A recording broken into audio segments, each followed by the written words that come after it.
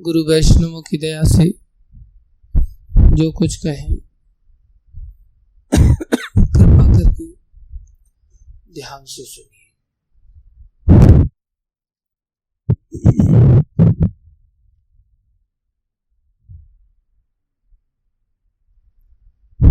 देखो, प्रभुपाद जी बड़े महान वैष्णव हैं और उन्होंने सारे संसार में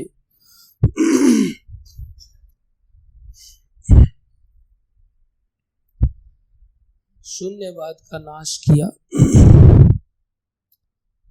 प्रभुपाद जी की प्रार्थना के रूप में कहा जाता है, नमा ओम विष्णु पदाय कृष्ण पृष्ठाय भूतले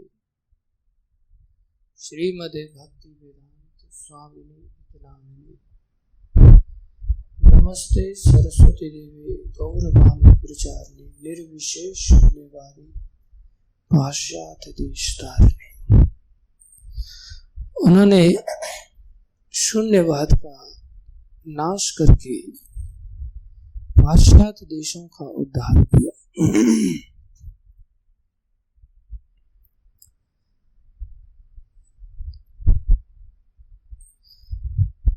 एक वैष्णव बनना मतलब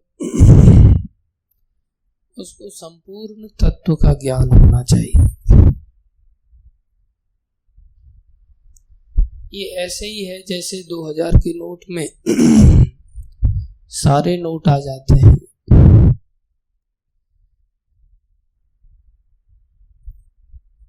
एक दृष्टि से कहा जाए तो उसमें बोले तुम्हारे पास कौन सा नोट है, ये कहेगा कि 500 का नोट है क्या तुम्हारे पास, बोलेगा नहीं। 100 का नोट है, बोलेगा नहीं। 200 रुपए हैं, बोले नहीं। 50 का नोट है, बोले नहीं। कौन सा नोट है तुम्हारे पास, बोले मेरे पास 2000 का नोट है। ये पंखे को भी थोड़ा धीरे कर दो।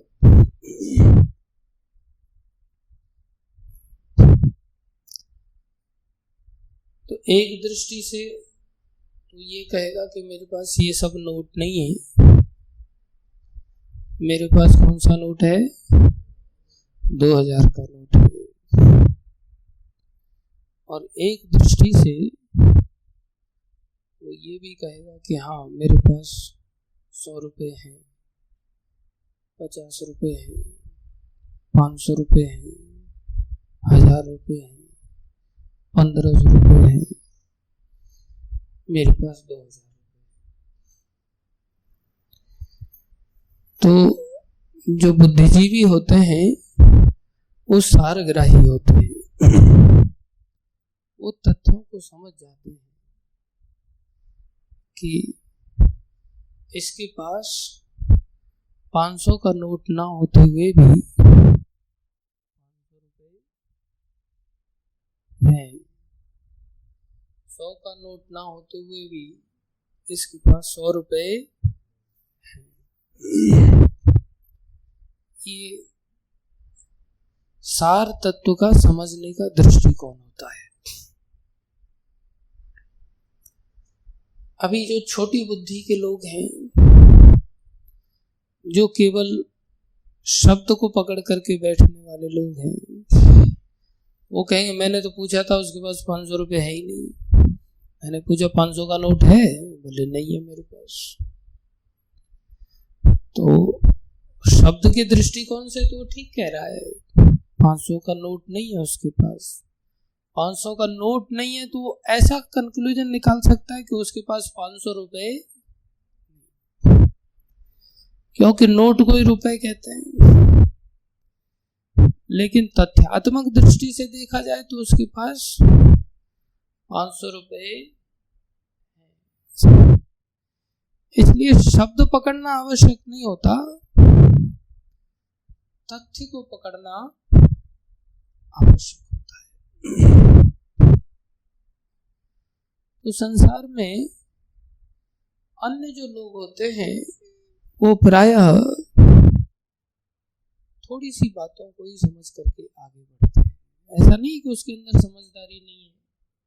500 का नोट की 500 के नोट बराबर 500 रुपए होते हैं, उसको समझदारी है, लेकिन संपूर्ण समझदारी। इसलिए संसार में कर्मकांडी लोग होते हैं, वो भी शास्त्र के अनुसार पर काम करते हैं। संसार में ज्ञान कांडी लोग होते हैं, वो भी शास्त्र के आधार पर काम करते हैं। हाँ। लेकिन फिर भी इनको क्या कहा जाता है? क्या कहा जाता है?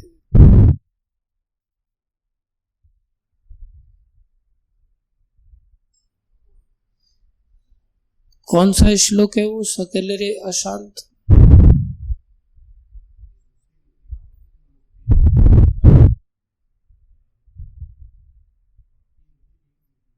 भक्ति मुक्ति सिद्धि कामी। भक्ति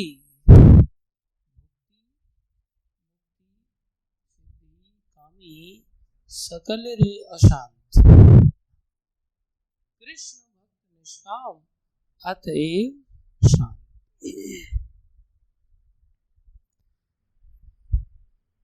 इसको कर्म कांडी ज्ञान कांड का भी एक श्लोक आता है, कौन बताएगा?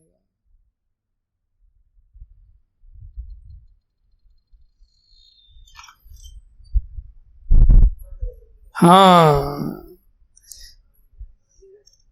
हाँ हाँ, कर्म कांड ज्ञान कांड सकल रे विषय रे भांड। जो कर्म कांड है ज्ञान कांड है, डैश में आता है सकले रे विषय रे भांड। ये सब जहर के घड़े हैं जिनमें जहर भरा पड़ा है। तो जब कि देखा जाए तो कर्म कांड तो शास्त्र के अनुसार किया जाता है, सकामी कहा जाता है इनको। ज्ञान कांड सिद्धि मुक्ति और योगी सब ज्ञान कांड के अंतर्गत आगे आ जाते हैं। ये सब क्या है? सकल रे विषय रे, ये सब जहर के घड़े हैं, इनको पान करने से व्यक्ति की मृत्यु निश्चित है। मृत्यु मतलब कौन सी मृत्यु? आत्मा की मृत्यु। आत्मा का उत्थान नहीं होता, आत्मा का हनन हो जाता है, आत्मा अपराधी बन जाती है। अभी शास्त्र ऐसा कहता है, जैसे चैतन्य महाप्रभु वर्णन करते चैतन्य चरितामृत में, कि कोई व्यक्ति भगवान को अगर निराकार कहता है तो बहुत बड़ा कृष्ण का अपराधी है। चैतन्य महाप्रभु उससे बहुत चिढ़ते थे, बोलिए कितना बड़ा अपराध है कि एक प्रकार से बाप की सत्ता को ही नकार देना। गुरु हत्यारा, पितृ हत्यारा, मातृ हत्यारा, ये भीषण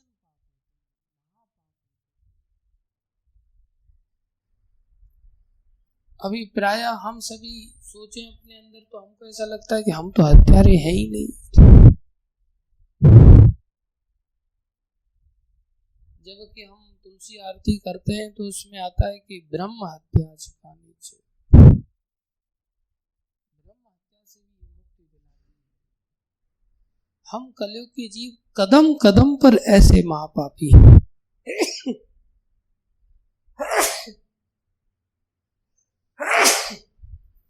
क्षमा करना।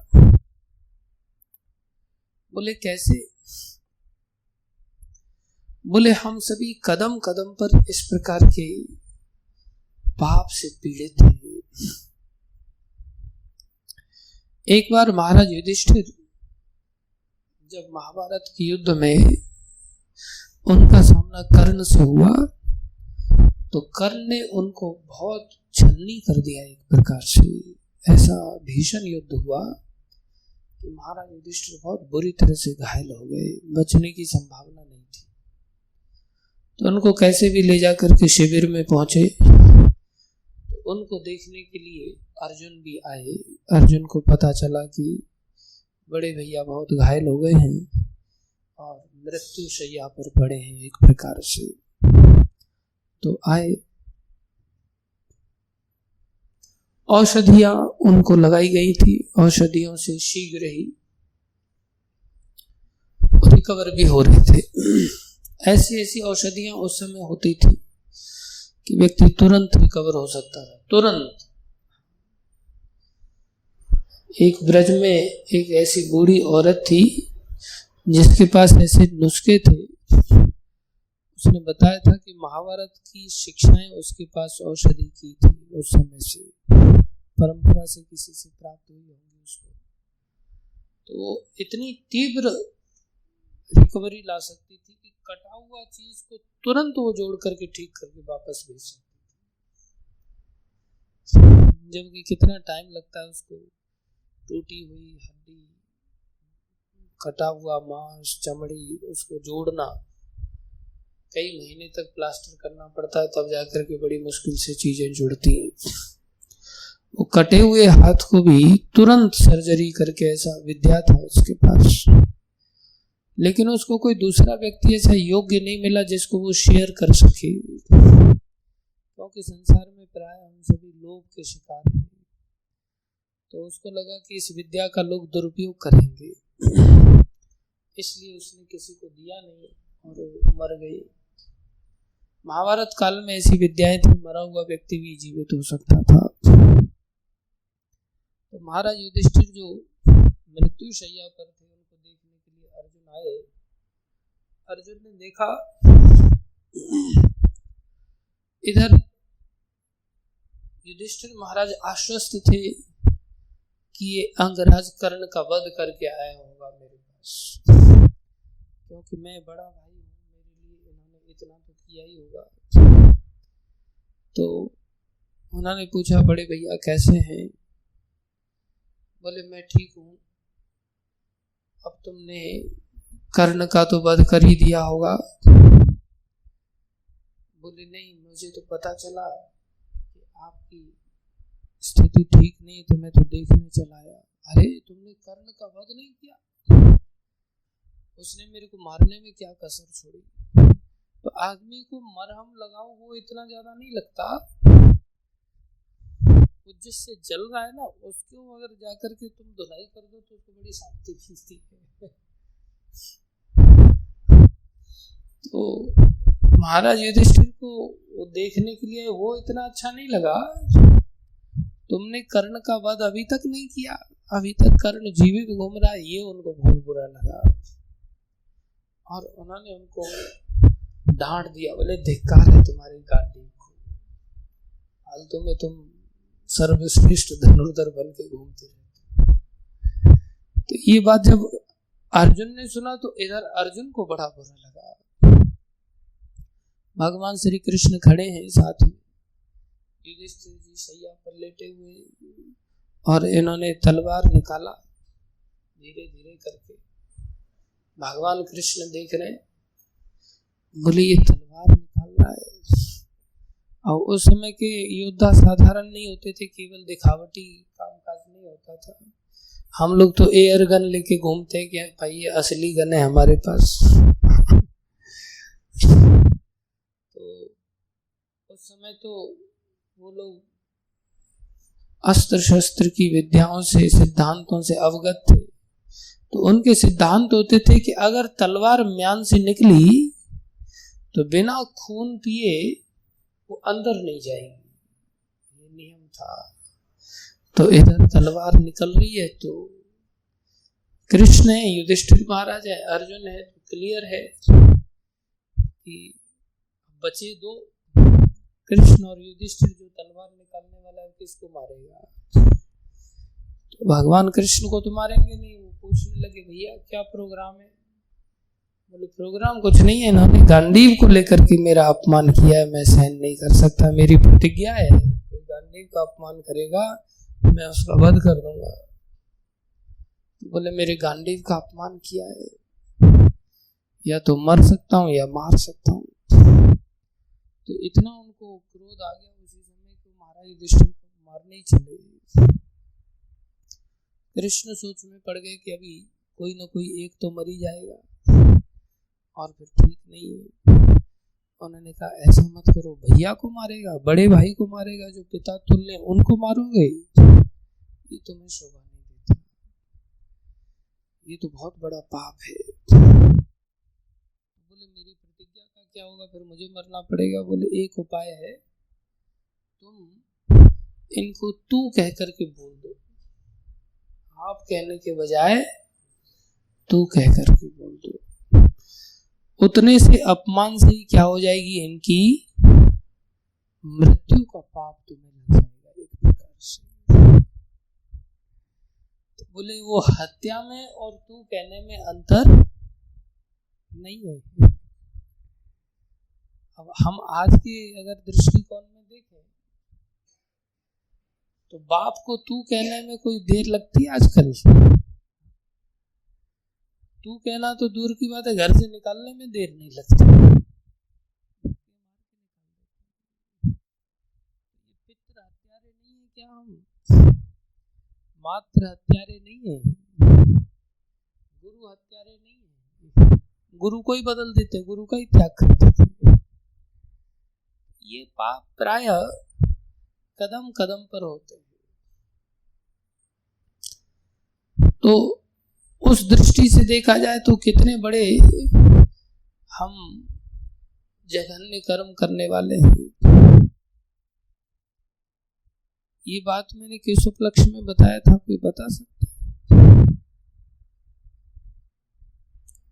हाँ, तुलसी महारानी का तो मैंने बताया था।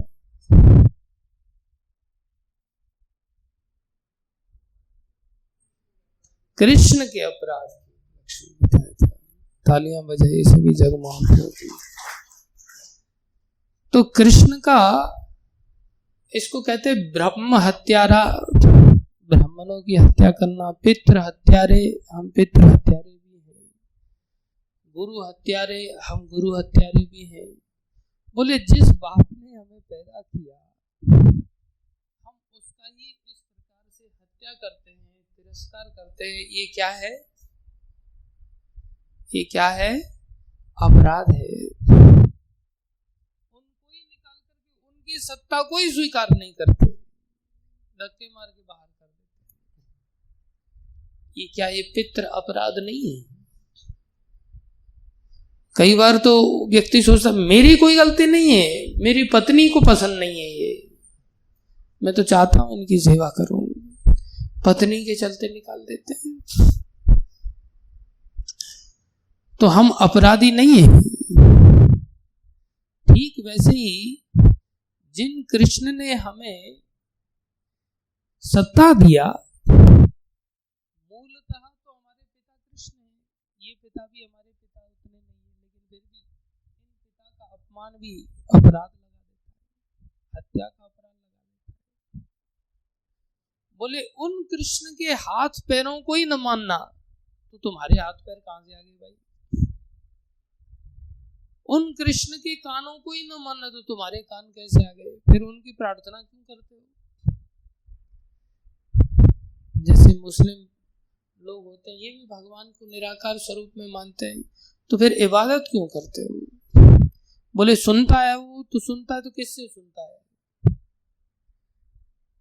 कान होंगे तो ही तो सुनेगा ना। बोले नहीं, कान नहीं होते लेकिन सुनता है। इसका अर्थ क्या निकलता है? बोले हाँ, कान तो होंगे ही लेकिन तुम्हारे जैसे कान नहीं है जो सुनते हैं तो एकदम से थोड़े समय के पश्चात काम करना बंद कर देते, मशीन आदि लगा उनके कान है। तो महाप्रभु कहते हैं कि जो भगवान को निराकार कहता है, भगवान के अंगों को नहीं मानता, बोले वो कौन है? कृष्ण अपराधी है, भगवान श्री कृष्ण के प्रति अपराधी है। बोले मैं उसका चेहरा तक नहीं देखना चाहता हूँ, अनंत काल के नरक में वास करेगा, ऐसा महाप्रभु बहुत तिरस्कार करते हैं ऐसे व्यक्तियों का। और महाप्रभु ने भी सारे संसार में वैष्णव परंपरा को आगे बढ़ाया। जिन वैष्णवों ने साकार तत्व की स्थापना किया शंकराचार्य के जाने के पश्चात, तो शून्यवाद, निराकारवाद, इसका नाश तो माधवाचार्य आदि इन सभी वैष्णवों ने किया ही था। लेकिन फिर भी यहाँ से भारत से भाग गया था ये शून्यवाद आदि, निराकारवाद आदि, और पाश्चात्य जगत में जाकर के शरण ले ली थी इसने, ये फैल गया था वहां। प्रभुपाद जी ने क्या किया, पाश्चात्य जगत में भी इसका नाश कर दिया। तो प्रभुपाद जी कैसे वैष्णव हैं, तो प्रभुपाद जी यहाँ पर इस तात्पर्य में वर्णन कर रहे हैं। देखो प्रभुपाद जी क्या बोले, श्री भगवान निराकार। श्री भगवान क्या है, निराकार है। वो ये नहीं कह रहे तो क्या अब उन्होंने कृष्ण के प्रति अपराध कर दिया। शास्त्र समझा रहा है इस बात को कि तुम्हें इस सिद्धांत को किस तरह से समझना चाहिए। वो समझने का दृष्टिकोण, अभी हम छोटे बच्चे हैं तो हमारे को हजम ही नहीं होता। भक्ति मार्ग में चीजों को हम जानते ही नहीं, हम तथ्यात्मक रूप से विषय वस्तु को नहीं जानते, शाब्दिक वस्तु रूप में हम प्रयास करते चीजों को समझते। तो महाप्रभु ने कहा कोई निराकार कहता है तो वो तो कृष्ण अपराधी। और प्रभुपाद जी यहाँ शुरुआत में तात्पर्य में वर्णन कर रहे हैं कि श्री भगवान निराकार है, श्री भगवान साकार है, श्री भगवान अंतर्यामी है। तीन तथ्यों को प्रभुपाद जी ने प्रकाशित किया। इसे वैष्णव सारग्राही, हर चीज में बिल्कुल क्लियर अंडरस्टैंडिंग। प्रायः संसार में इस बात का झगड़ा अनादि काल से चला आ रहा है कि भगवान निराकार है या साकार है। किसी को ये बात समझ ही नहीं आती। संसारी दृष्टि से हम इतने आसक्त हैं कि वो आसक्ति का नाश नहीं होने के कारण परम पवित्र भगवान हमें समझ में नहीं आते। संसार क्या है, बोले संसार भगवान की भिन्न प्रकृति है। संसार क्या है, भगवान की भिन्न प्रकृति है। जब भिन्न प्रकृति है तो भिन्न प्रकृति कैसी है, बोले ये भूमि रापो अनलो वायु खम मनो बुद्धि एवच अहंकारम इतियम में भिन्ना प्रकृति अष्टधा। भगवान की ही प्रकृति होते हुए भगवान से भिन्न है। भगवान से कैसी है, भिन्न है, अलग है। दूसरे शब्दों में देखा जाए तो भगवान कैसे हैं, बोले परम पवित्र है। भगवान कैसे हैं, परम पवित्र है। तो भगवान से जो भिन्न है वो कैसा होगा, पवित्र होगा। जब यही चीजें भगवान से यदि जुड़ जाएंगी तो पवित्रता का दर्शन दे सकती हैं, और अगर इन्हें भिन्नता के साथ देखा जाएगा तो यही चीजें कैसा दर्शाएंगी, अपवित्रता के रूप में प्रदर्शित करेंगी अपने आप को। संसार का कोई भी मिथ्या अहंकार अगर कृष्ण से भिन्न होगा तो ये अहंकार सबसे बड़ी अपवित्रता का सूचक होगा। ये सब अहंकार सबसे बड़ा तत्व है भिन्न प्रकृति। पृथ्वी, जल, अग्नि, वायु, आकाश, उससे ऊपर मन, उससे ऊपर बुद्धि, उससे ऊपर अहंकार। ये अहंकार का जो तत्व है ये सबसे ज्यादा मात्रा में तत्व पाया जाता है, और ये भी अपवित्र तत्व है यदि कृष्ण से अलग है। कृष्ण से जब जुड़ जाएगी कोई भी चीज तो वही क्या हो जाएगी, परम पवित्र हो जाएगी।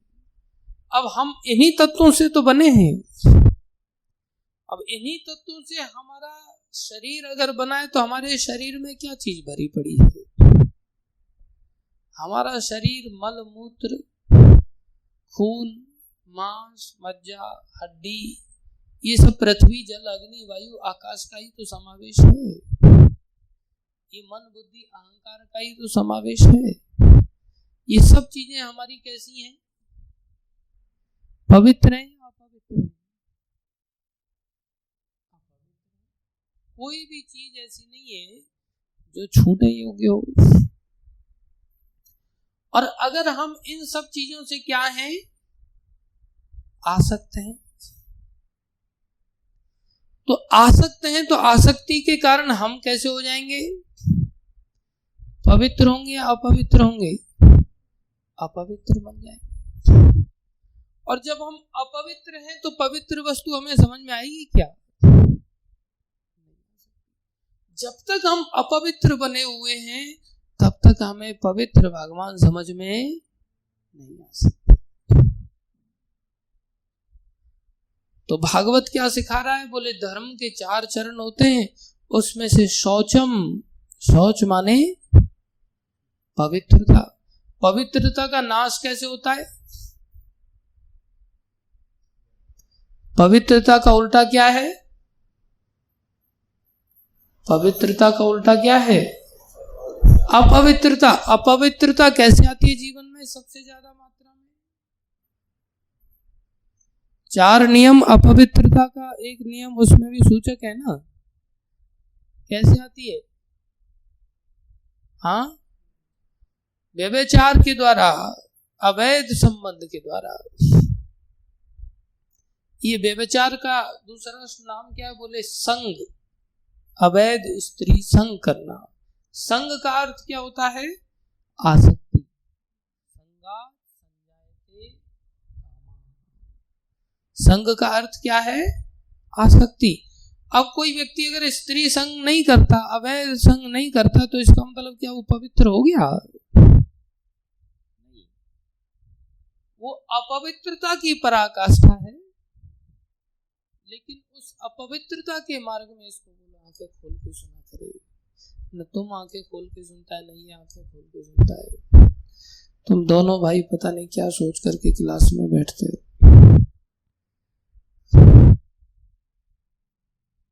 बोले अपवित्रता का अर्थ क्या निकलेगा, बोले संग, संग माने आसक्ति।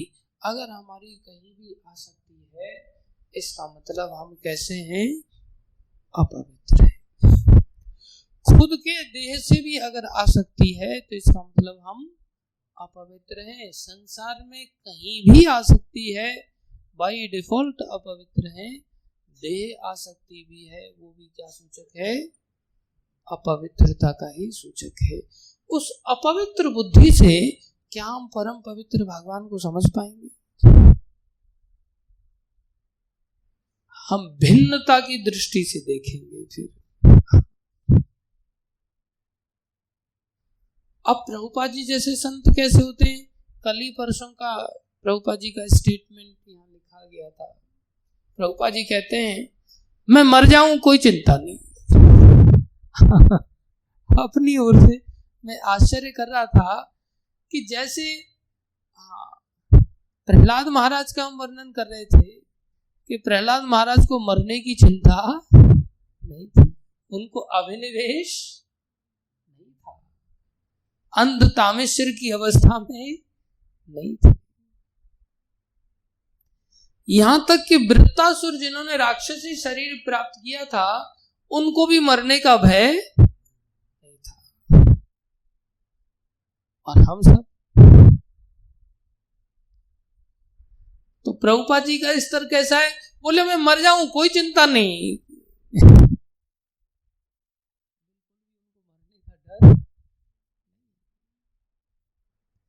ऐसे जब उनको मरने का डर नहीं तो उनको देह आसक्ति है। और जब देह आसक्ति है ही नहीं तो उनको तो कहीं भी आसक्ति नहीं है। जब कहीं भी आसक्ति नहीं तो उनकी चेतना कितनी पवित्र होगी। और जब इतनी चेतना पवित्र है तो कृष्ण को समझ सकते कि नहीं समझ सकते? अवश्य समझ सकते हैं। हम सभी लोगों को कृष्ण उतनी मात्रा में समझ में नहीं आ सकते। इसलिए प्रभुपाद जी संपूर्ण रूप से कृष्ण तत्व को समझ करके चल रहे हैं, सार तत्व के रूप में कृष्ण को समझ करके चल रहे हैं। हम लोग तो केवल कलय को स्वीकार करते, शास्त्रों को पढ़ करके भी और उसमें से कुछ निकाल नहीं पाते। हम वैदिक स्तोत्रों को लेकर के आगे बैठेंगे, शास्त्रों को लेकर के झगड़े करते हैं। Can you imagine? शास्त्र जो भगवान का अपौरुषेय है, जिसमें कोई त्रुटि नहीं है, उसको जब हम पढ़ते हैं, हम सीखते हैं, तो उसको लेकर के हमारे अंदर झगड़े चालू हो जाते हैं। हमारी चेतना स्वीकार ही नहीं करती। कोई कहेगा नहीं नहीं भगवान शाकाहारी है, कोई कहेगा नहीं नहीं भगवान निराकारी है, कोई कहेगा नहीं नहीं भगवान परमात्मा स्वरूप में है। एक ही व्यक्तित्व ने शास्त्र दिया, कॉमन सेंस है, और वो व्यक्तित्व भी साधारण नहीं, वो भी असाधारण व्यक्तित्व। गीता भी रखा करो साथ में। जो दो बातें नहीं करते, हम तो कदम कदम पर बदल जाते हैं। अभी कुछ बोलेंगे, थोड़ी देर बाद कुछ और बोलेंगे। लेकिन सारे शास्त्रों को वेद व्यास जी ने लिखा है, तो दो बातें क्यों बोलेंगे? वेद व्यास जी ऐसे तो है नहीं कि जो दो बातें बोले, लेकिन उन तारतम्य को हम नहीं समझ पाते, या हमारी वेदी, हमारी बुद्धि ये नहीं समझ पाती।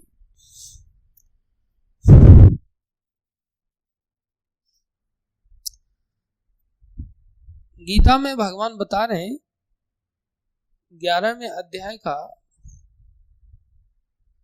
48वां श्लोक है। क्या कह रहे हैं? बोले न वेद यज्ञ अध्ययनैर न दानै। क्या कह रहे हैं? बोले हे कुरुश्रेष्ठ, तुम वेद अध्ययन के द्वारा, न वेद अध्ययनै न दानै न च क्रियाभिर न तपो भीर उग्रई, न आप तपस्या से समझ सकते हो मुझे। कौन सी तपस्या से? उग्र तपस्या से भी नहीं समझ सकते। जो उग्र आराधना शुक्राचार्य आदि ने ऊर्ध्व धूम्र तप किया, बोले वो भी नहीं समझ पाए। अब हम वेदों को लेकर के देखो वेद में ऐसा लिखा है, वेद शास्त्र से तुम नहीं समझ सकते। एवं रूपः शक्यम अहम नरलोके दृष्ट तो अनन्येन कुरु परवीरा। हे कुरुश्रेष्ठ, तुमसे पूर्व मेरे इस विश्व रूप को किसी ने न देखा, क्योंकि मैं न तो वेद अध्ययन के द्वारा, न यज्ञ दान पुण्य या कठिन तपस्या के द्वारा इस रूप में या संसार में देखा जा सकता हूँ। कोई मुझे इन बातों से नहीं समझ सकता। भगवान आगे बहुत सारी बातों को समझाते हैं। हम वैदिक शब्दों को, उपनिषदों को, अन्य ग्रंथों को लेकर के अगर बैठ जाए और सोचें कि हम समझ लेंगे भगवान को, तो नहीं समझ सकते। दूसरी ओर कृष्ण क्या करें? वेदैश्च सर्वैर अहम एव वेद्य। अब ये कैसे विपरीतार्थक श्लोक है?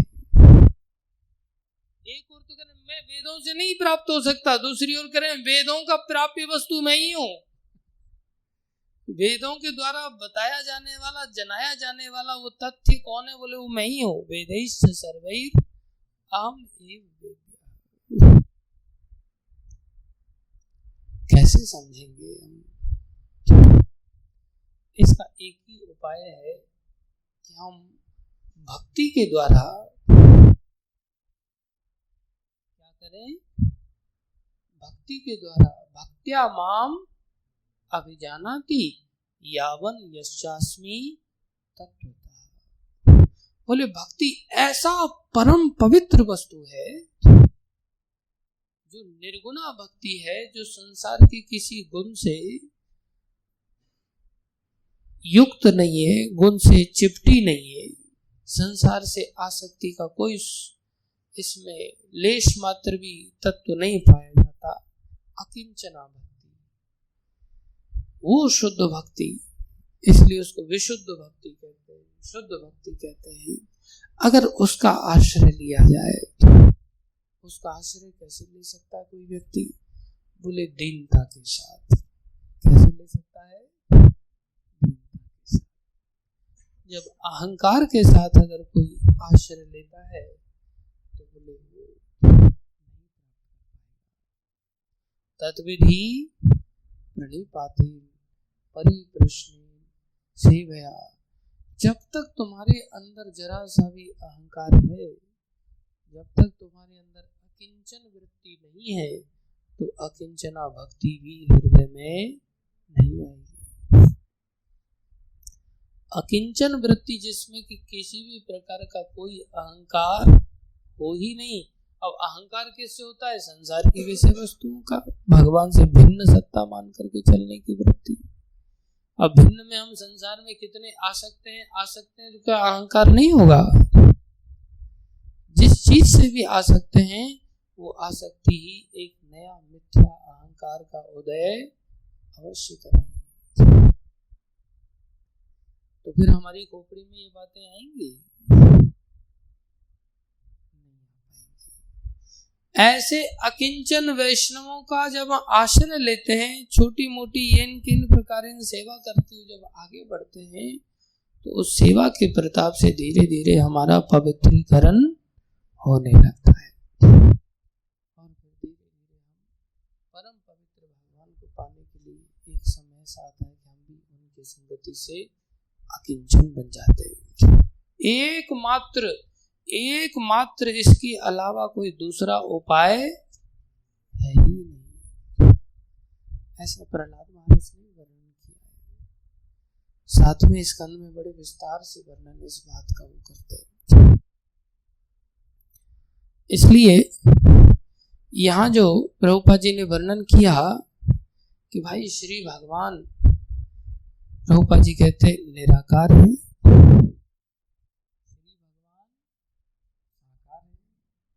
श्री भगवान अंतर्यामी है।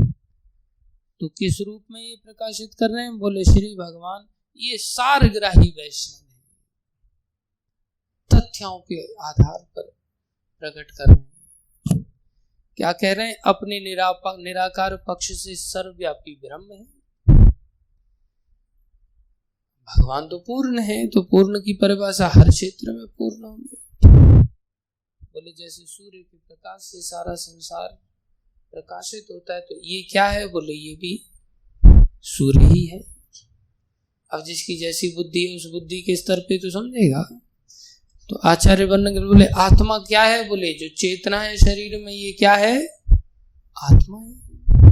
तो आत्मा सारे शरीर में व्याप्त है, सर्वव्यापी है।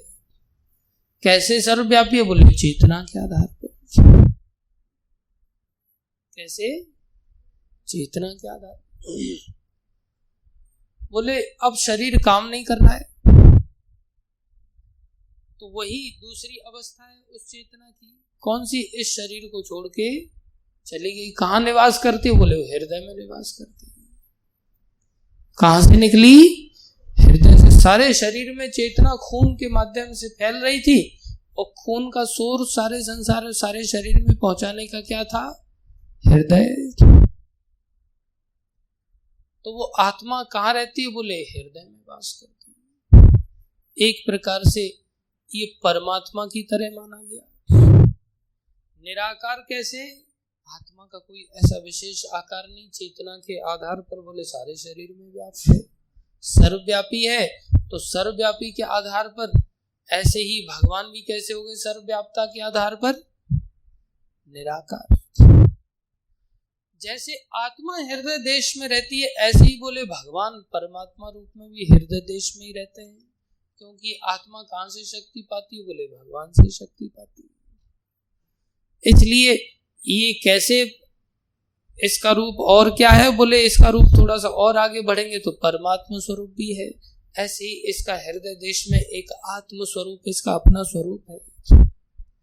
और थोड़ा सा आगे बढ़ेंगे तो बोले ये आत्मा क्या है, बोले आत्मा भगवान के धाम में दिव्य सेवा का आनंद लेती है, भगवान के साथ संबंध स्थापित करके आदान प्रदान होता है, मधुर आनंद, मधुर आदान प्रदान होता है, वो धाम का स्वरूप है इस आत्मा का। ऐसे ही भगवान का अपने भक्तों के साथ, जैसा भगवान के भक्त लोग जिस वृत्ति के साथ भगवान की आराधना करते हैं, जिस रस का आस्वादन करने की इच्छा से आराधना करते हैं, भगवान उसी रस में भगवान उनके साथ इंटरेक्ट करते हैं। वो भगवान का कैसा स्वरूप है, साकार स्वरूप है।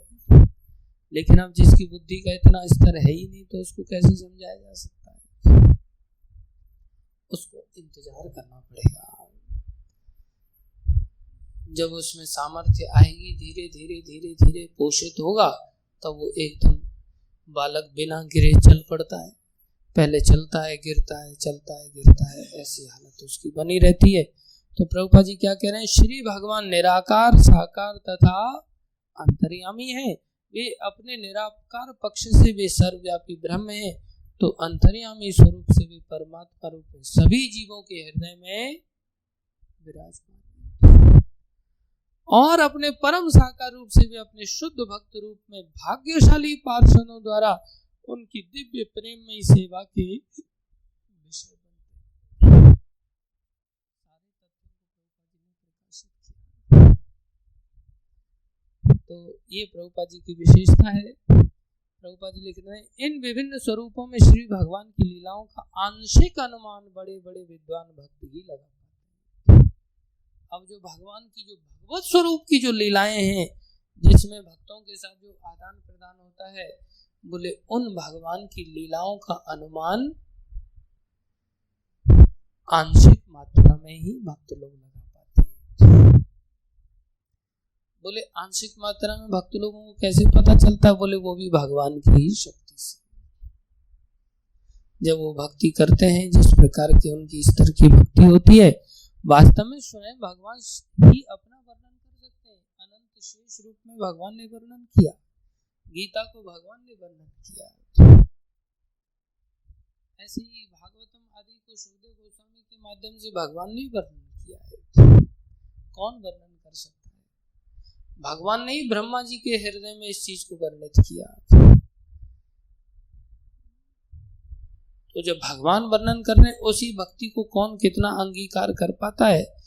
सुखदेव गोस्वामी, सूत गोस्वामी विशेष रूप से ऋषियों को यहाँ संबोधित कर रहे हैं कि मैं अपनी उड़ने की जो क्षमता मेरे को भगवान ने प्रदान की है, मेरे जैसे पक्षियों को प्रदान की जाती है, उतनी ही मात्रा में मैं उड़ करके आपको इन कथाओं का श्रवण कराऊंगा। ऐसे सूत गोस्वामी जिन्होंने 1000 वर्ष का सत्र संबोधन किया ऐसे सूत गोस्वामी जिन्होंने भगवान की लीलाओं के लिए 1000 वर्ष का सत्र संबोधित किया, वो भी निरंतर के साथ। ऐसा नहीं कि 1 घंटा सुबह 1 घंटा शाम, निरंतर के साथ विचार करो भगवान की कितनी अनंत लीलाएं, भगवान के भक्तों की कितनी अनंत लीलाएं। और हम वो अपने आप को साधारण पक्षी घोषित कर रहे हैं, और हम अपने आप को परमहंस से नीचे नहीं समझते। हम अपने आप को बोलते हैं हमसे बड़ा कोई दूसरा भक्त है ही नहीं, जिनकी खोपड़ी में कुछ भी नहीं सिवाय संदेह के, सिवाय किसके, संदेह के।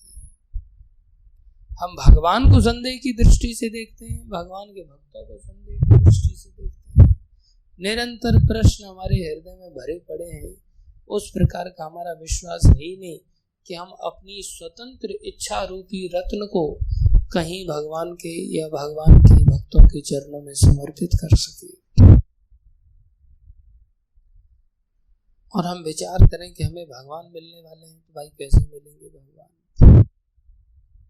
जब तक हम अपना स्वतंत्र इच्छा रूपी रत्न को अगर समर्पित नहीं करते, तब तक हमें संसार में आसक्ति ही घेर के बैठी रहेगी, और आसक्ति के परिणाम स्वरूप अपवित्र संसार में ही हमें आवागमन का शिकार होना पड़ेगा।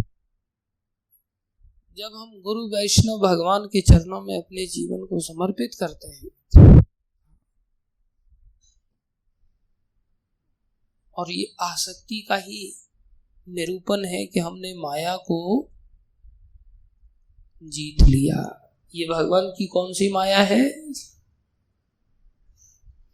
माया शक्ति क्या है? बोले जो भिन्ना प्रकृति है यही क्या है? मेरी माया है। आजकल हम बचपने में कई बार मैं शादी तो नहीं करूंगा,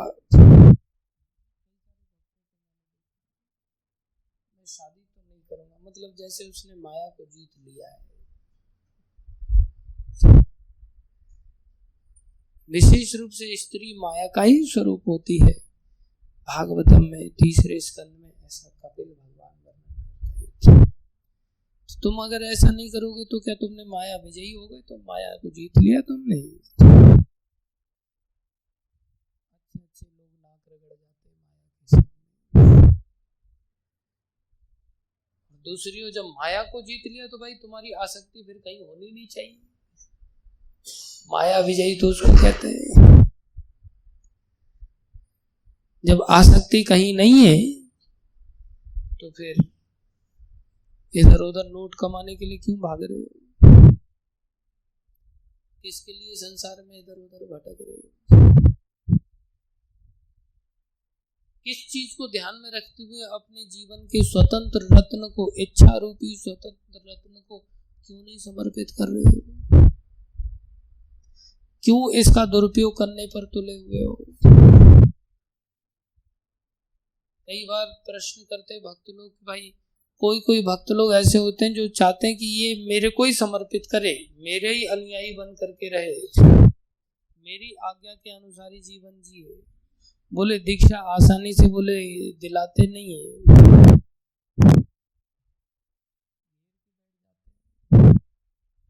अरे वो तो बेवकूफ होगा अगर कोई ऐसा कहता है कि तुम मेरा ही अनुयायी बनो। वो खुद आसक्त है, वो किसी दूसरे को कैसे कल्याण कर सकता है?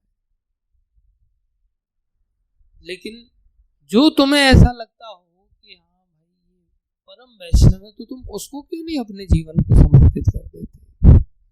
कि क्या तुमको संसार में वैष्णवी नजर नहीं आते? पूरी तरह से न वैष्णव नजर आते, न तुमको भगवान नजर आते।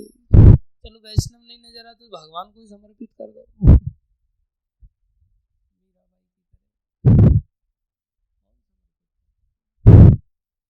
और हम घोषणा करें कि हम माया को जीत लिए, कैसे जीत लिया भाई? ये सब बहुत बड़ा बालकपन है, बहुत बड़ा बचपना है। इसी कारण से हमारे अंदर दीनता नहीं आ पाती। भाषण तो दे देते हैं, मैं भाषण दे रहा हूँ इतनी देर से, दीनता क्यों कर? लेकिन मैं खुद आ सकता हूँ तो उतना समर्पण नहीं, लेकिन इच्छा जरूर है कि कभी ऐसे वैष्णवों की अहेतु की कृपा हो जिसके माध्यम से कभी हम अपनी आसक्ति का त्याग करके ऐसा समझ पाए कि इस स्वतंत्र रत्न को जो भगवान ने हमें आत्मा बना करके दिया है, इसको हम प्रेममयी सेवा को पाने के लिए प्रेम से समर्पित कर पाए और सार तत्व में इस वैष्णवता को कभी जीवन में समझ पाए। ये मनुष्य शरीर में एक बहुत बढ़िया मौका है मेरे लिए, लेकिन मैं ऐसे पक्षियों की कैटेगरी में नहीं आता जिस पक्षियों की कैटेगरी में यहाँ हंस लोग होते हैं। हम तो कौवे की तरह हैं भाई। कौवा भी उड़ता है लेकिन वो काक तीर्थ के लिए उड़ता है।